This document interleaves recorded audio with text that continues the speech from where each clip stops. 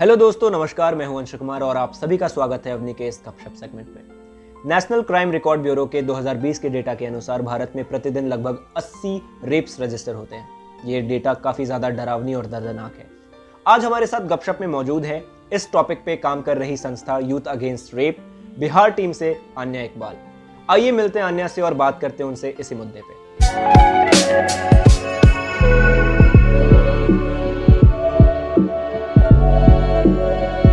हाय आन्या, कैसे हो आप? Hi Anshu, I am good, how are you? एकदम बढ़िया। तो आन्या, जैसे हमने इंट्रो में बात किया कि भारत में रेप किस तरीके से बढ़ रहा है, या इस टॉपिक के ऊपर हमने काफ़ी कुछ देखा है पहले, तो मुझे ये जानना है कि ये जो यूथ अगेंस्ट रेप ऑर्गेनाइजेशन है, ये कैसे शुरू हुआ और इसके पीछे कौन से लोग हैं और क्या मोटिव रहा यूथ अगेंस्ट रेप को शुरू करने का? एक बहुत सिंपल सी चीज़ है। हम सबको पता है कि per day rape cases increase हो रहे हैं, ठीक है, स्टैट्स बढ़ते जा रहे हैं, और जबकि वो स्टैट्स कहीं ना कहीं रजिस्टर्ड, सारे के सारे वो केसेस रजिस्टर्ड नहीं होते हैं। बहुत कम परसेंटेज है जो रजिस्टर्ड केसेस है जो हम स्टैट्स देखते हैं, ठीक है। तो ऐसा है कि कहीं ना कहीं लोग अवेयर नहीं है, ठीक।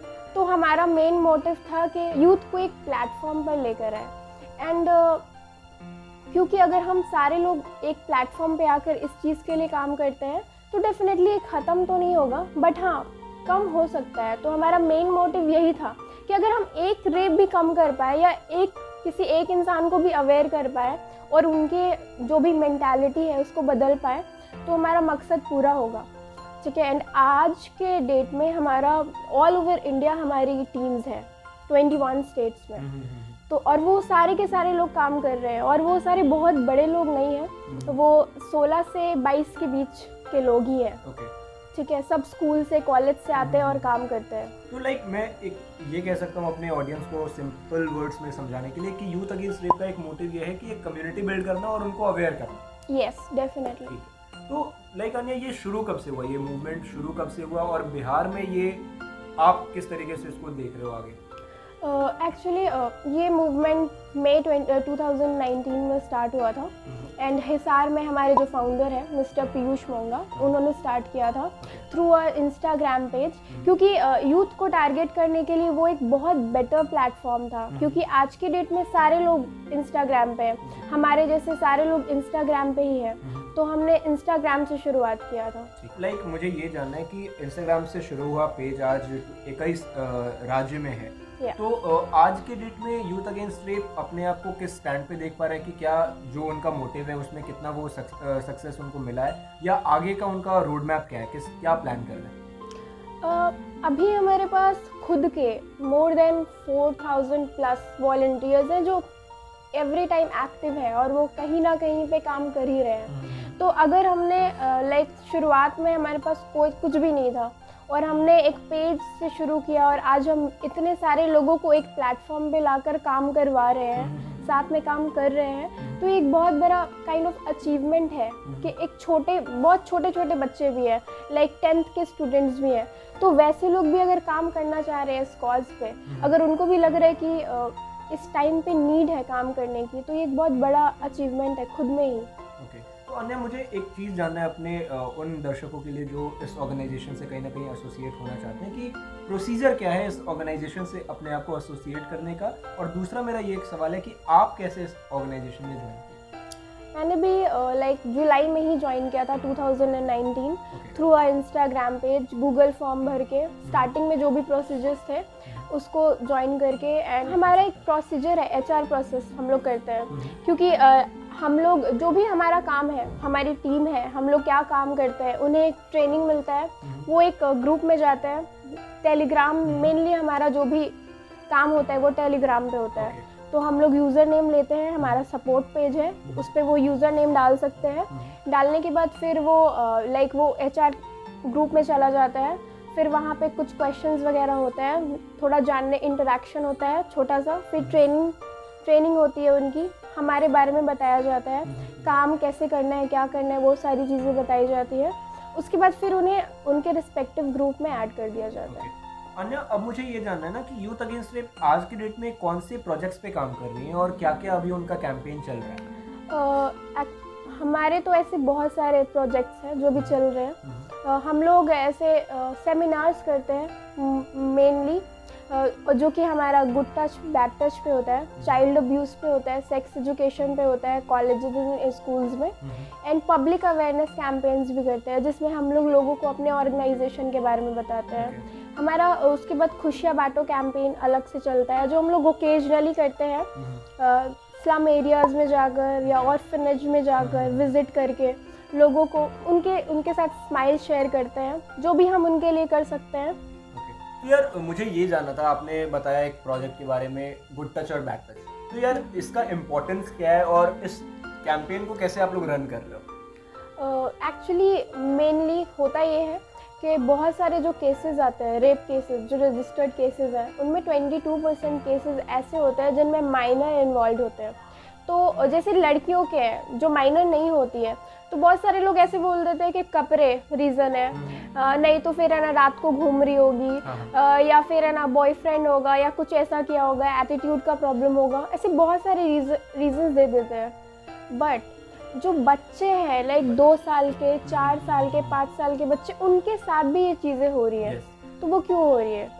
तो कहीं ना कहीं वो बच्चे अवेयर नहीं होते हैं, ना तो पेरेंट्स, ना बड़े भाई बहन जो भी है उनके अराउंड, वो लोग कभी बात नहीं करते हैं इन चीज़ों पे। एक बहुत बेसिक सी चीज़ है स्पर्श, टच, ठीक है।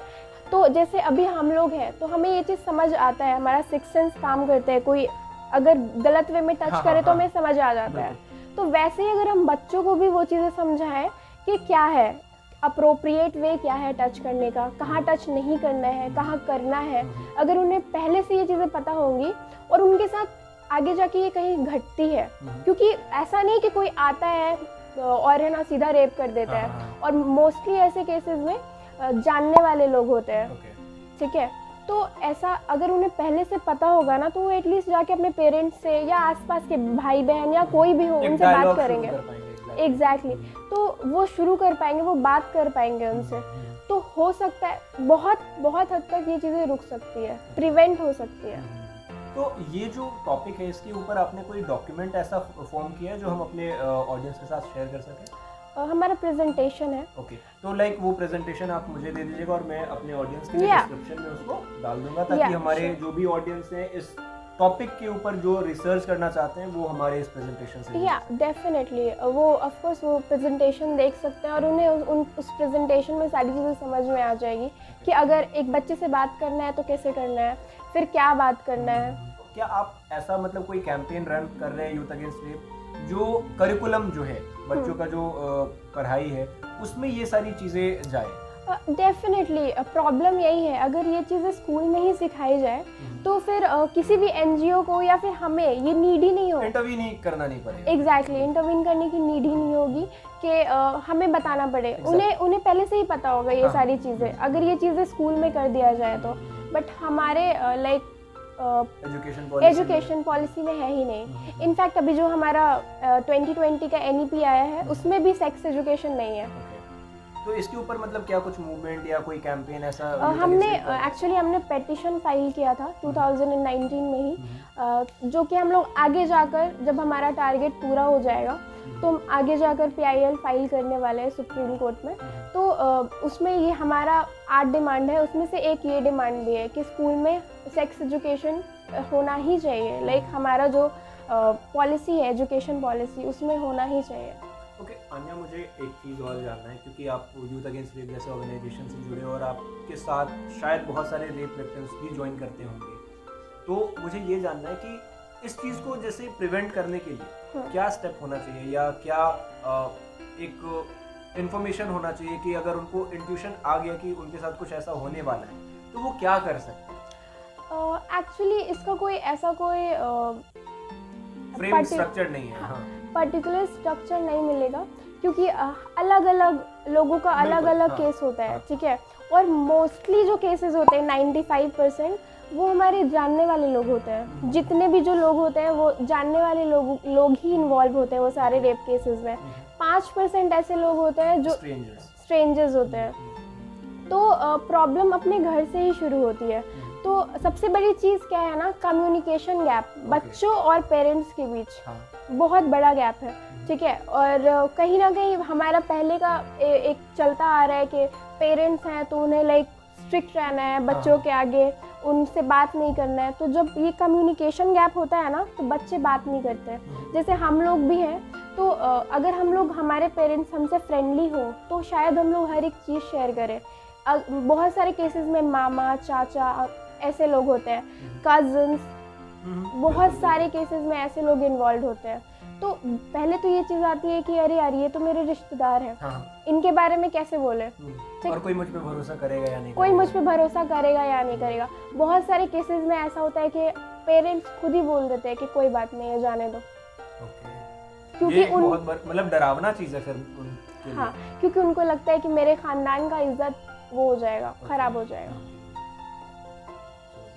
तो लाइक आन्या, मुझे ये बताओ आपकी लाइक अगर वैसा कुछ होता है, क्योंकि यूथ अगेंस्ट रेप खुद एक बहुत अच्छी ऑर्गेनाइजेशन है जो इस चीज़ में काम कर रही है, तो क्या ऐसे कोई जो रेप विक्टिम है उनको जो मतलब न्याय दिलाने की बात होती है, क्या यूथ अगेंस्ट रेप के थ्रू उनको कुछ गाइडेंस या सपोर्ट मिल सकता है? डेफिनेटली हम लोग लाइक उनको काउंसलिंग भी देते हैं। ठीक है, हमारा ये भी काम चलता है कि बहुत सारे विक्टिम्स होते हैं, ठीक है, वो नहीं कर पाते हैं। समाज, पहले तो सबसे बड़ा इशू ये है कि उनको सोसाइटी ही एक्सेप्ट नहीं करती है। किसके साथ रेप हो गया है तो सोसाइटी ही एक्सेप्ट नहीं करती है, तो उनको, उनका जो मेंटल हेल्थ है वो बहुत ज़्यादा ख़राब हो जाता है। तो वैसे लोगों के लिए हमारे पास every time like counselors available हैं और उनको काउंसलिंग दी जाती है। लाइक आन्या, मुझे काफ़ी अच्छा लगा आपसे इतने सारी चीज़ों के बारे में बात करके, और डेफिनेटली यूथ अगेंस्ट रेप काफ़ी अच्छा काम कर रही है जो इस मुद्दे पे काम कर रही है, और आई गेस कि इस इंटरव्यू को देख करके जो हमारे व्यूअर्स होंगे उनको भी काफ़ी इन्फॉर्मेशन मिला होगा।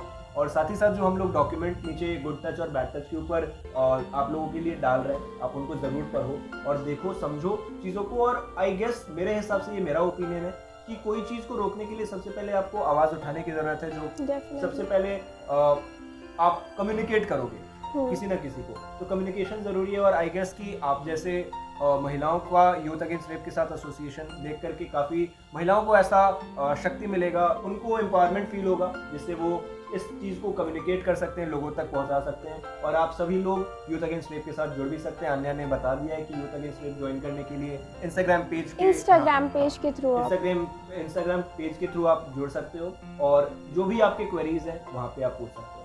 थैंक यू वेरी मच अन्या, आप हमारे साथ जुड़े इस गपशप में। आई गेस कि हमारे व्यूअर्स को काफ़ी वैल्यू मिला होगा। Thank you very much. Most welcome, thanks for having me.